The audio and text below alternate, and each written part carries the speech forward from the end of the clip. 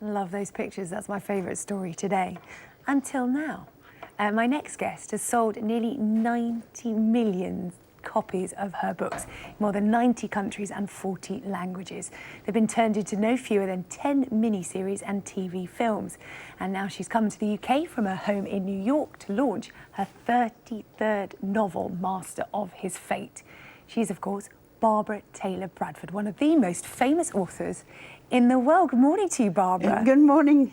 Thank you so much for coming in to see us. Well, I'm here, glad to be here, and I love your blue. I wear a lot of blue. Oh, we'd have been twinning today, so I'm glad you went for something different. Yes. Now, talk to me about Master of His Fate, because your very first novel, A Woman of Substance, so many people remember for such a strong female character.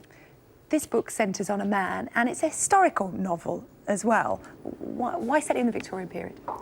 Well, I hadn't written anything in the Victorian period, and I discovered that they weren't at all like I thought, and that the era was very different. But of course, the people are the same. They're just like us because they're human beings.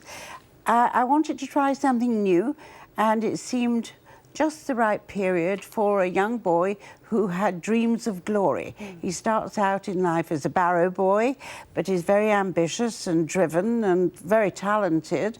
And he wants to have an arcade, like Burlington Arcade, which was there, and a shop like Fortnum and Mason's, which was there in the 1700s.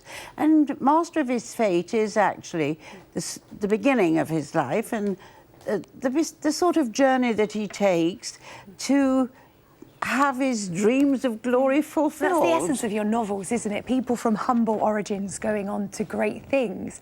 Do you have to pinch yourself sometimes? Because you started out as a reporter on the Yorkshire Post. Yorkshire Evening Post, Yorkshire Evening Post. And now you're a worldwide best-selling author. Do you take inspiration from your own life?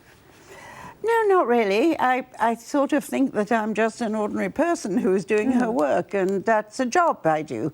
But I've always loved reading about little boys who become great men, world titans or prime ministers. I love books about Churchill and Napoleon and those sort of people. So no, it was not inspired by that.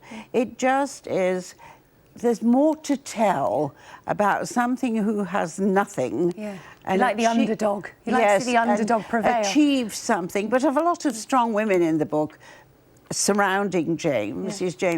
His name is James Falconer. Coming from a news background, do you still keep your eye on the newspapers? Because I know you live in New York now and there's so much going on globally, and you like strong female characters. I just wonder if you've been keeping an eye on Theresa May and the Brexit negotiations, Yes, of course, because I get the British papers every day. I get the Daily Mail and the Telegraph and the Sundays, you know, Sunday Times at the weekend, and Sunday Telegraph, Mail on Sunday. I'm very much focused on news as a journalist because I'm still a journalist in a way, because I'm reporting about people that I've invented. Yeah. I love Fox News. We watch it all the time. My husband's very interested in politics, so I pretty much know what's going on around the world. And as an English woman living in New York, we've got an American woman living in London here, in Meghan Markle, or the Duchess now. What have you made of her transition to life over here? Because I think she's that marvellous. could be the plot of a novel. There's a lot of subplots. I could have written it, right? I think she's marvellous. I'm not going to say a breath of fresh air, because we've said that about Kate. I think she's brought something extra. She knows how to handle herself in public, because she's an actress. It doesn't seem to frighten her, and she hasn't put a step wrong. And she's also seems to be very intelligent and philanthropic. She gets on with Prince Charles very well, from what I read.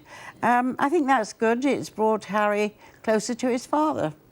Well, Barbara Taylor Bradford, really good to get your thoughts on all things there. Brexit, the royal family, and of course your new novel, Master of His Fate. Thank you so much. It was a pleasure to see you. Thank you, Sarah Jane. Thank you. Right, we're going to have a chat with Jackie now, because the sport is on the way. Hi, Jackie.